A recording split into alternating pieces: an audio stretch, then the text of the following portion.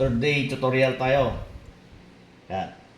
Yung last na ginawa natin, yung nag-cut tayo para pag kinlose yung door, tatama doon sa stopper niya. Yan o. Ganito. Yan.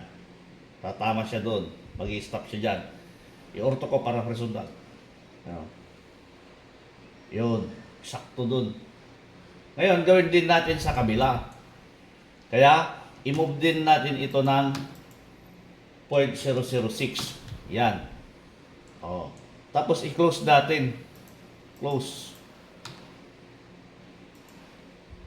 Yan. Boundary. BO. Yan. Peak point. Peak point sa loob. Yan. Nasa layer floor ako, palitan ko. Gawin kong doors. Tapos, match properties ko siya para magiging kapares na layer. Dilitin ko muna yung dati, yung wala pang cut. Yan. Match properties, punta tayo sa toolbars, mga toolbars. Gagawin natin, yung crosshair, itaas natin, ilapit natin sa toolbar na nandyan na, tapos right click. Hanapin natin yung standard. Yan. Yung match properties, ito yun. Pag nilapit mo, lalabas yung match properties. Yan. Ilagay natin ulit dito sa taas. Yan. Pag maraming toolbars, paliit ng paliit yung viewport. Kaya, kung maaari, konti lang. Pero hindi mo naman magagamit lahat yung toolbars dyan. Yan. Kaya, i-match properties natin. Click yung match properties. Parehas natin yung layer. Yan. Match properties, select destination object. Nung kinlik ko, ulit. Match properties, select source object daw. Yan. Click natin yung source object. Yung gusto mong layer na maging noon. Doors ito na layer, kaya click ko, tapos select ko yung, anong sabi? Match, select destination object. Di ba? Select destination object. Yung hamba. Yan. Bukas natin ulit. Yun. Kabit natin sa kinalalagyan niya. Click. Yan. Kung gusto mong may pare-parehas na distance, click mo sa corner. Yan. Click ko sa corner, tapos i-move ko ng mga move 0.2. Yan. Sukatin natin. Sukatin natin. Yan. Hanggang doon sa pivot. Yun. 0.2445. 0.2445 kasi nabawasan na ng kwan ng cut, yung kinat natin kanina para sa pagsara ng door, di ba? Ganito siya, Pag sinara natin yan, yun. Yung stopper, Kasi itong stopper na yan, hanggang sa header. Both na door jamb, tapos yung header din. May ganyan din sa taas. Yan. Kasi ang kwan ko lang naman dyan, para pag nag-3D ako, eksakto yung wall dyan. Tapos dyan, hindi yung gumawa ng polyline, tapos ginawa ng circle, ginawang arc para sa swing ng door, trim. Yan, trimming ko. Delete, yan. Tapos pag ilalagay na nila sa wall, ganito siya. Tapos, gagawan nila ng ganyan. Para i-trim ito or alisin yan. Diba? Mali yun, mali. Kasi pag, kunyari, wall na to, i-extrude mo na, di hanggang dyan yung opening, tapos maglagay ka ng hamba, mag-a-adjust ka ulit. 1, 2, 3. Bali, itong side na to, tapos itong side na to, tapos dun sa taas. Sa 3D, di ba? Kaya, i-ready mo na. Dapat yung drawing mo naka-ready sa 3D. Yung 2D drawing mo dapat naka-ready sa 3D. Ngayon, gawa tayo ng ibang door. Ito ay 0.90. Pag i-dimension natin yan, 0.90 yan. Yan. Oh, 0.90 siya. Oh, di ba? Oh. Ngayon, pag gagawa tayo ng iba, adjust lang yan. Adjust, move, gano'n. Kunyari, gawa tayo ng 0.80 para sa bedroom. Door ng bedroom. Yan. Stretch. Yan, stretch. Stretch. Close. Yan. Select. Sinelect ko siya ganito. Yan. Kasi, dalawang klase yung pag-select. Pag continuous line yung selection mo, yan. Yan, ginamit ko yung dotted line. Pag going to right, continuous siya, yung line ng window mo. Pero pag select ka sa papuntang left, first point tapos puntang left yan, dotted line siya. Tingnan nyo, puntang right, yan, continuous siya. Puntang left, tingnan nyo, dotted line. Yan. Ngayon, silikin ko yung door. Stretch. Silikin ko yung door. Tapos, nakuha to. Kasi pag isinama ko yan, ganyan ang maging. Masisira yung arco mo. Yung arc, masisira na. Kaya, iselect ko siya. Stretch. Select. Tapos, shift. Pindot ng shift. Tapos, first point select para mabitawan yung arc. Yun, nabitawan yung arc. Tapos, gawin natin 0.8. First point, kahit saan, di ba? Kahit dito ka mag-click, walang problema. Kahit doon pa mismo, basta yung importante naka-orto para vertical. Yan. 0.1. Kasi minus 0.1 eh. Maging 0.8. Yan. Yung arc, i-offset din natin. Offset para parallel. Parallel yung arc na gagawin niya pag in-offset mo ng 0.1. Kaya, offset tayo. Offset 0.1. Specify offset distance 0.1. Enter.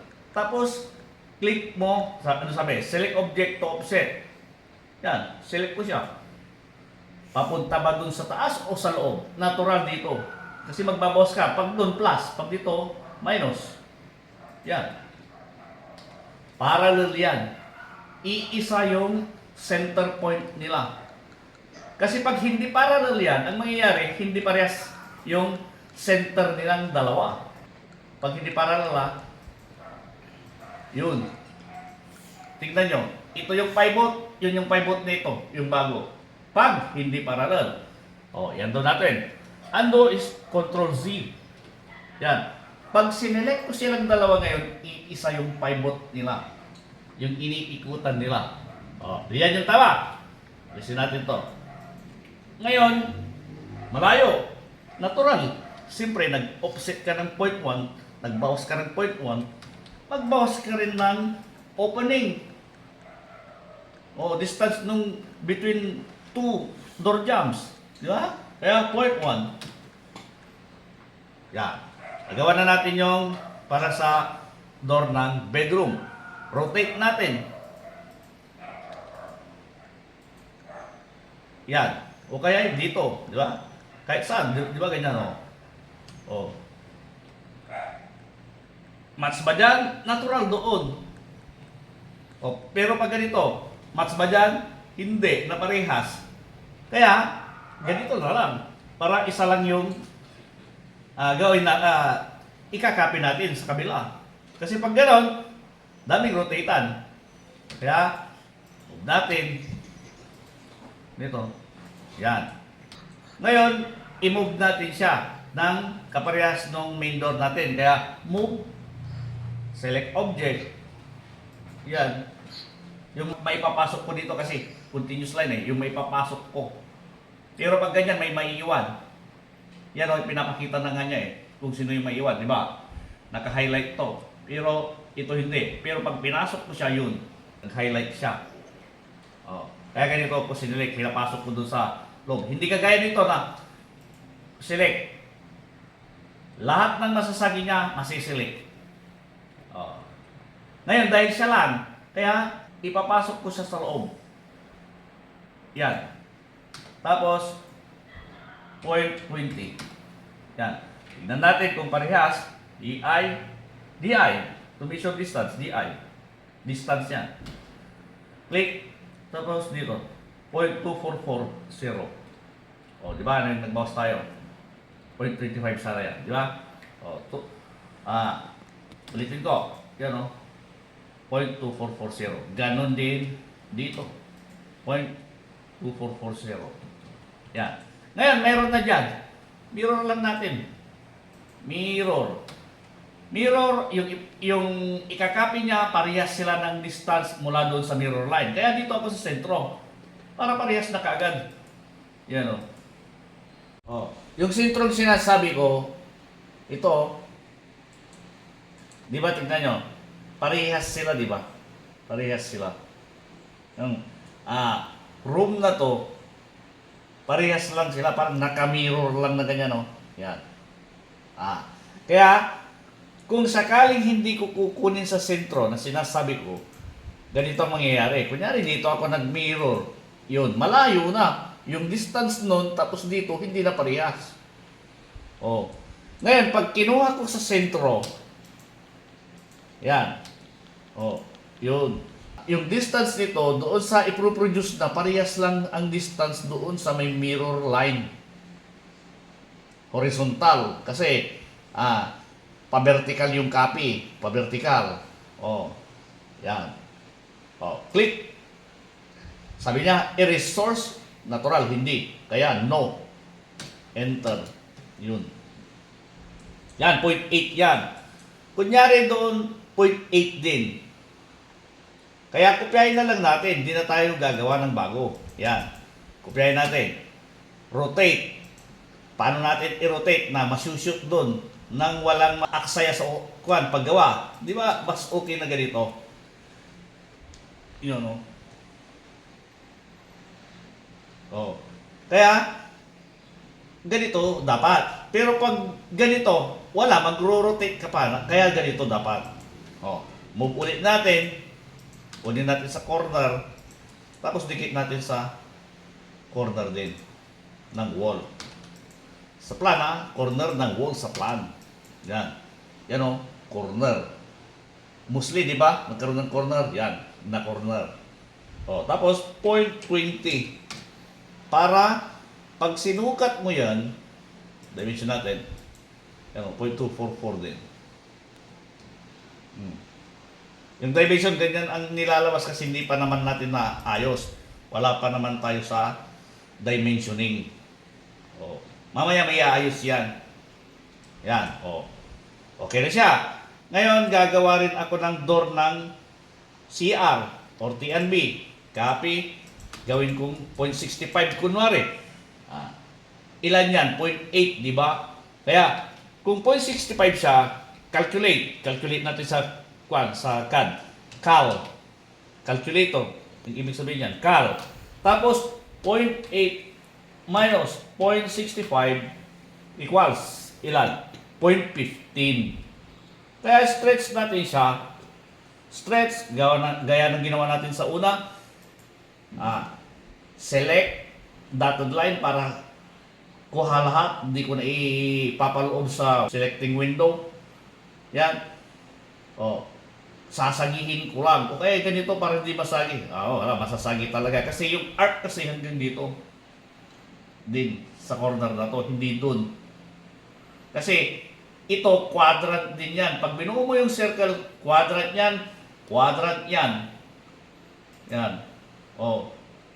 Kaya hanggang dito yung circle. Hindi pwedeng dyan. Hindi pwedeng dyan. Mamamali ka na ng pivot. O, diba? Try natin sa circle. Tignan nyo sa circle. Circle. Yan o. Yan.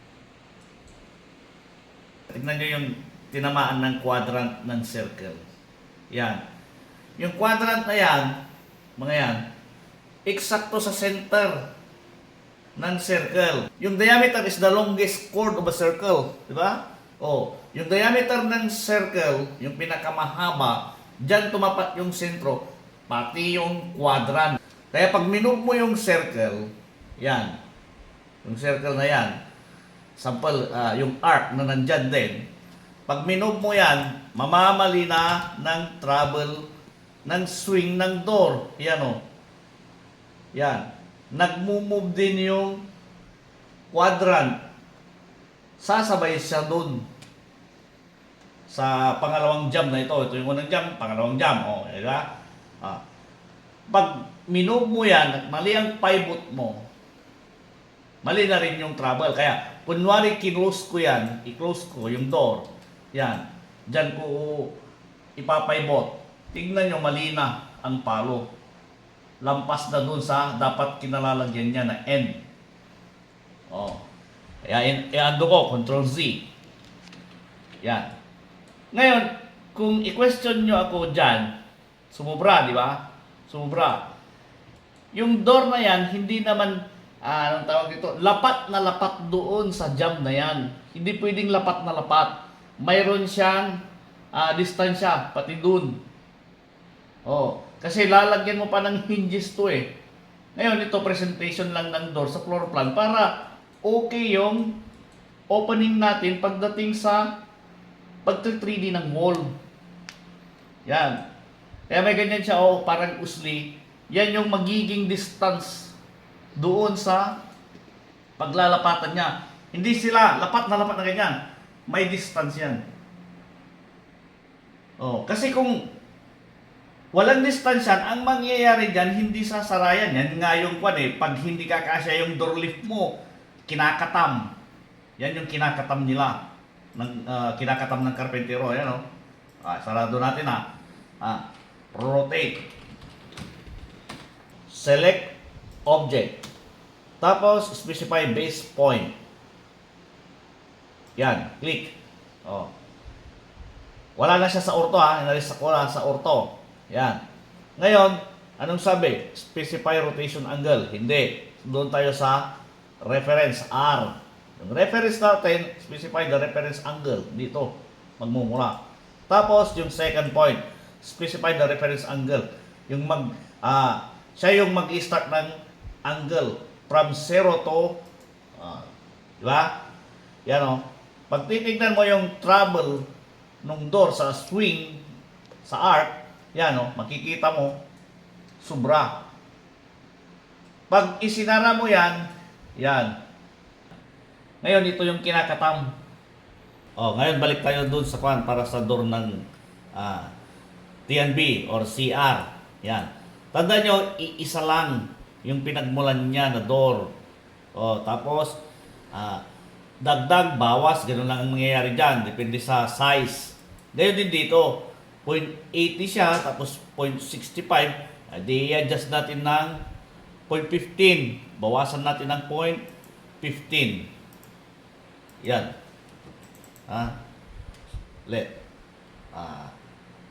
Stretch. Tapos, select object. Yan. Dotted line.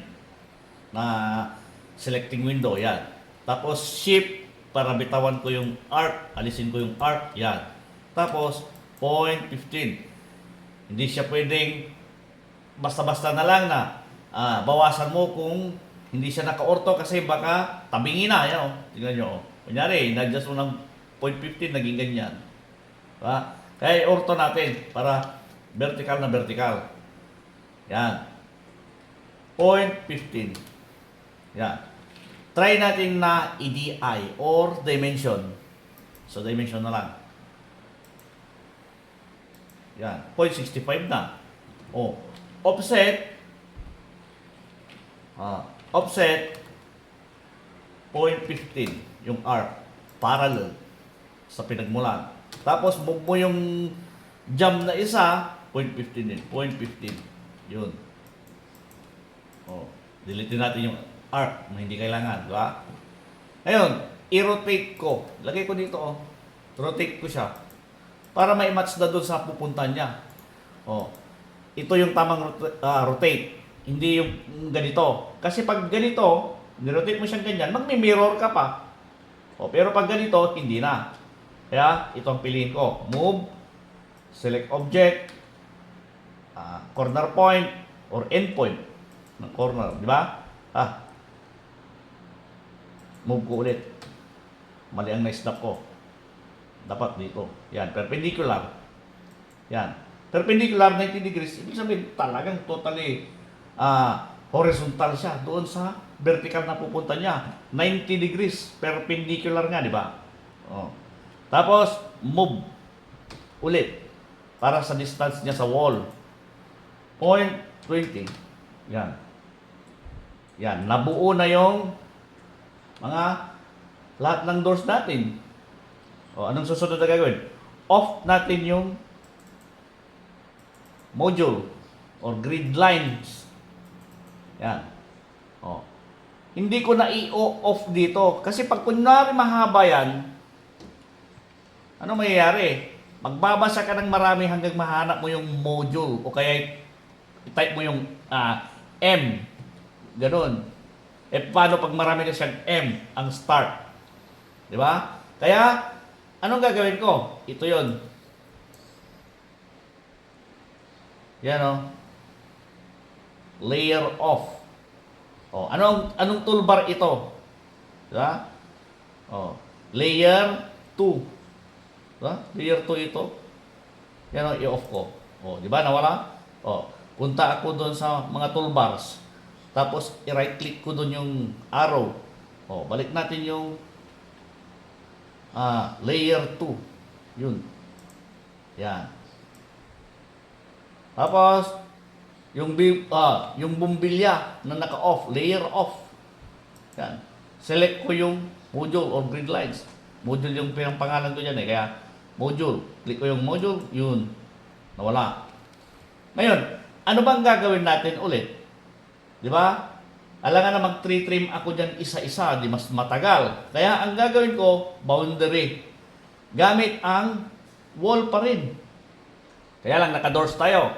Kaya anong gagawin ko? Yan o. Yan. Itayin natin. Make objects layer current. Click. Tapos ano yung gusto natin? Di ba? Walls. Yan. Click natin yung walls. Yun. Yung doors dito, yung doors dyan, naging walls. Hindi na tayo nagbuklat. Kasi kung mahaba nga yan, di ba? Oh. Ngayon, i-boundary na natin siya. Boundary.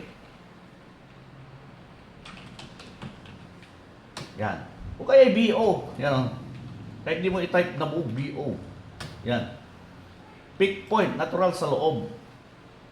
Yan. O, sa loob tayo. Yan o. Click. Yun. Ganon din dito. Yan. Ganon din doon. O, diba? Tapos, anong mangyayari? Anong gagawin natin ulit? Delete natin yung hindi natin kailangan. Di ba? Buo pa siya dati. Ngayon, hindi na. Ayan o. O. Ganon din dito ay ang gagawin natin. Hindi na tayo yung mag-trim ka, magawa ka ng line, tapos fillet. Hindi. Boundary na ang gamitin mo para mabilis. BO. Tapos, pick point. Yan. Gagawa ng close polyline yan. Yan o. O. Tapos, delete. Di ba? Yan.